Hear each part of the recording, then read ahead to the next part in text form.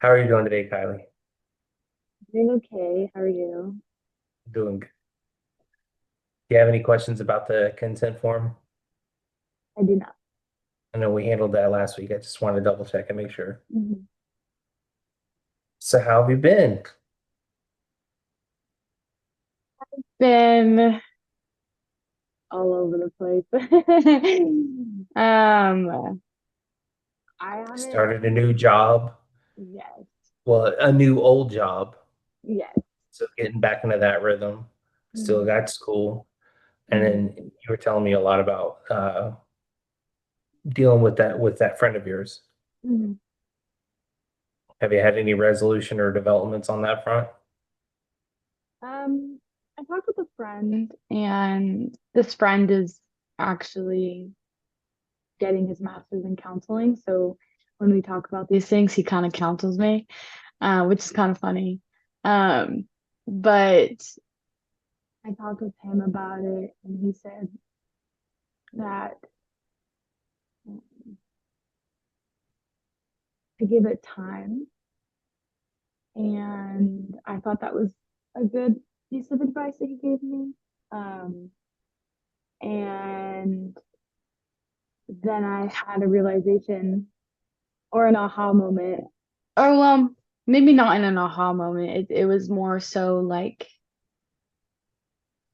I don't know. I'd be willing to say you said aha moment, so I don't want you to take it back. Let's go ahead. Let's embrace it for what it is. What's your aha okay. moment? Um, so I've struggled with being lonely for years. Um, I struggled with it my freshman year of college. I look back and I realize I struggled with it during high school. For years of my life, I just have struggled with loneliness. And um, it was last week. I was in my car driving, and I, for some reason, was just feeling so sad that morning. Mm, And I was talking with my friend, and I was like, I feel so lonely. And I said it out loud to him, and I just started crying. mm. And I was like, wow, like I'm so lonely. And that is a very hard thing to come to terms with It is. because, yeah, because I feel like have, I have friends and I love my friends, but I don't feel seen or known by them. Mm, And I think that's the hardest thing. that makes sense. Mm-hmm. Um, I definitely want to get back to that. Mm-hmm. Uh, but real quick, so last week or last time we met, you were talking about some depressive behaviors that you had noticed. Mm-hmm. Have those continued, or where are you Um, at with that? yeah, so I recognized that I was feeling depressed and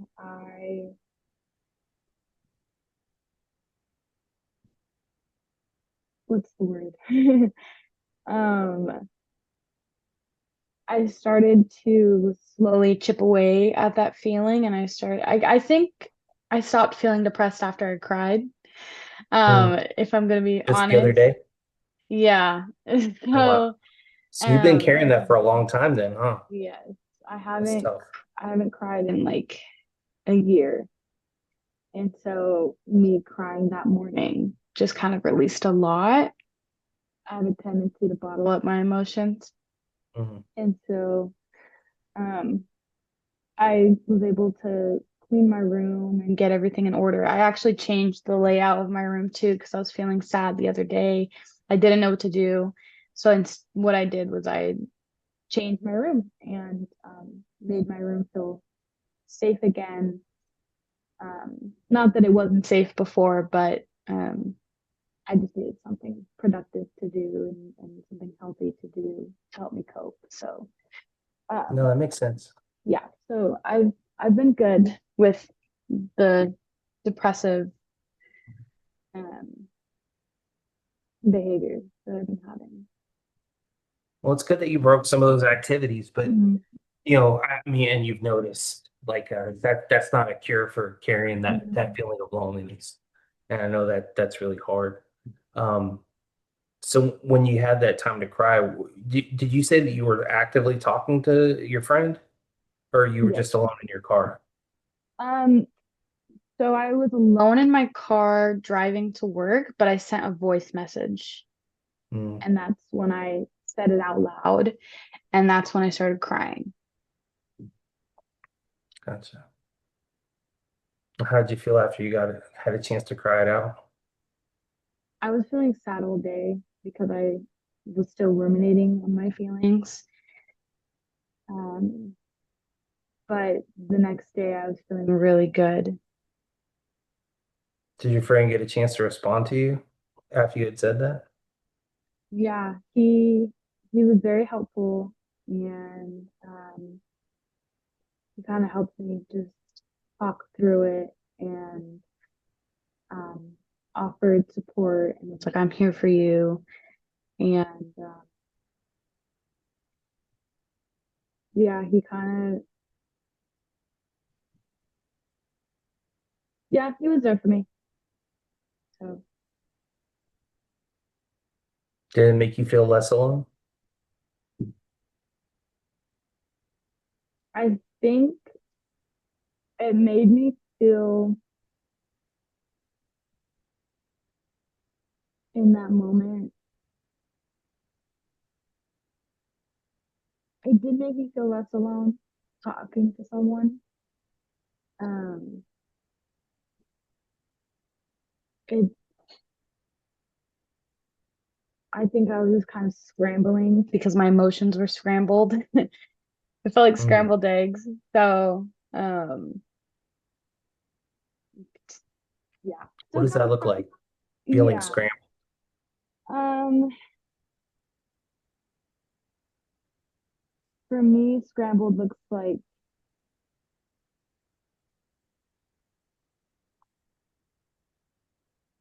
it looks like my life was in different pieces, and then like they all kind of clashed together. So like, um, I was just trying to find some sort of anchor to kind of ground me in that moment. Um, when everything just felt like it was kind of crumbling down. And to add on to the feeling of loneliness, I was feeling just like I wanted to leave, like I wanted to move out of my apartment and move back home.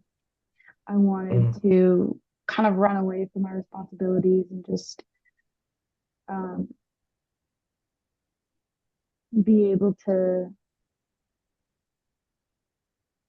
be around people that I know love me, which is my family, and 5 minutes? Sorry, um, 10 minutes. that yeah. And in that moment, I just didn't feel like I had anyone, um, Mm. if that makes sense. Makes sense.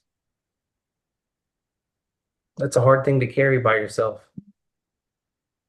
And you have people that you love and that that love you, Mhm. but you feel disconnected from them. Is there space? Like, are they in a different area? Are they close by you? Just not physically, like obviously not in your apartment, but are they nearby? Um, I live 10 minutes from my college campus, so they're super close, but they're super busy. And Hmm. so it's kind of hard. But my guy friend who kind of sort of counsels me a little bit, he lives 45 minutes away. Well, tech 30 without traffic, but um, he's been a super big support right now, and um, he's been just like helping me process a lot. Has it been helpful? Hmm. Very helpful.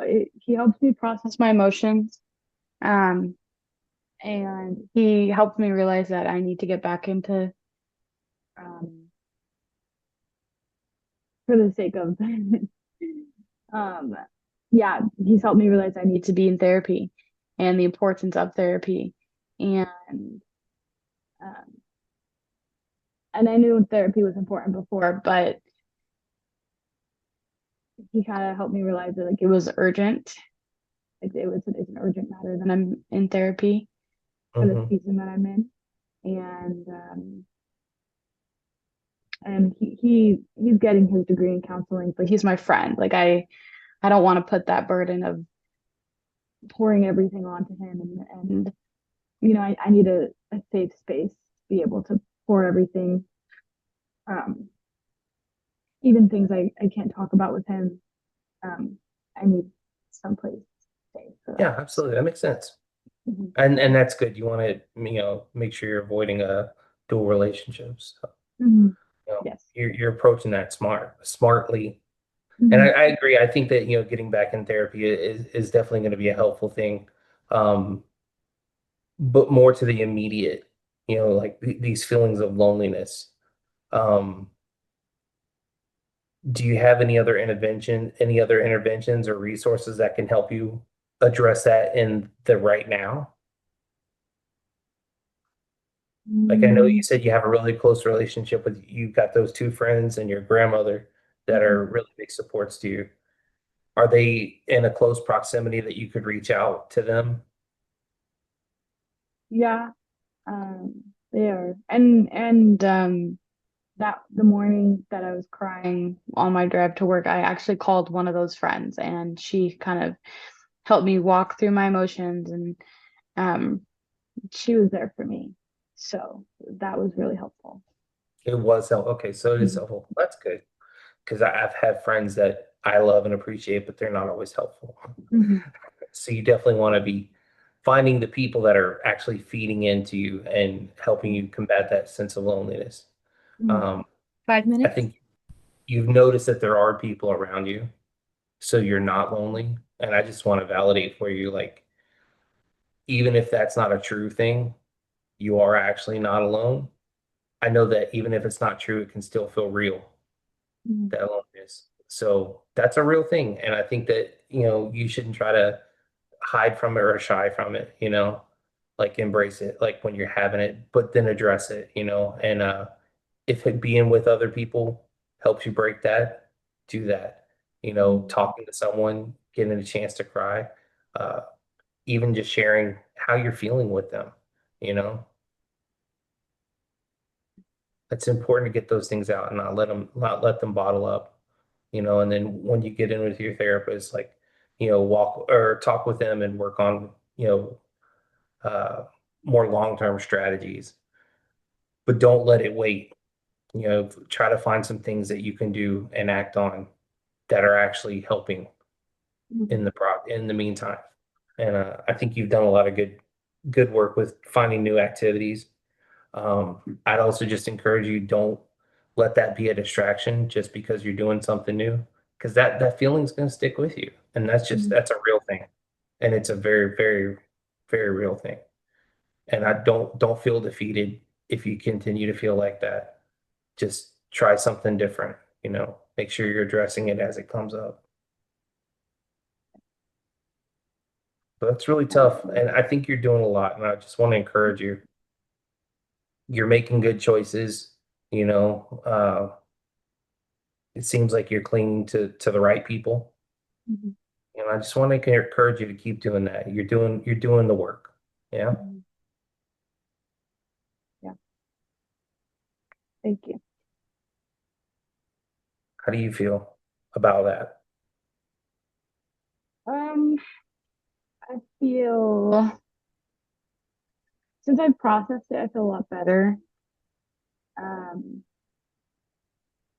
I just, I don't know, I guess I wish I had a caregiver in my life who was more present for me so that I could share that. But I have been focusing on the good, and the good is that have the good people surrounding me, the good community. So uh, yeah, I feel better. Well, good. Well, I would continue to or can encourage you to keep looking for that, within the community that you have. Look for activities to be present with them. I wouldn't try to hide away like on a phone or something like that. And I'm not saying there's anything wrong with that, but try to foster opportunities where you can be in presence with somebody if you find that that's helpful. You know, Mhm.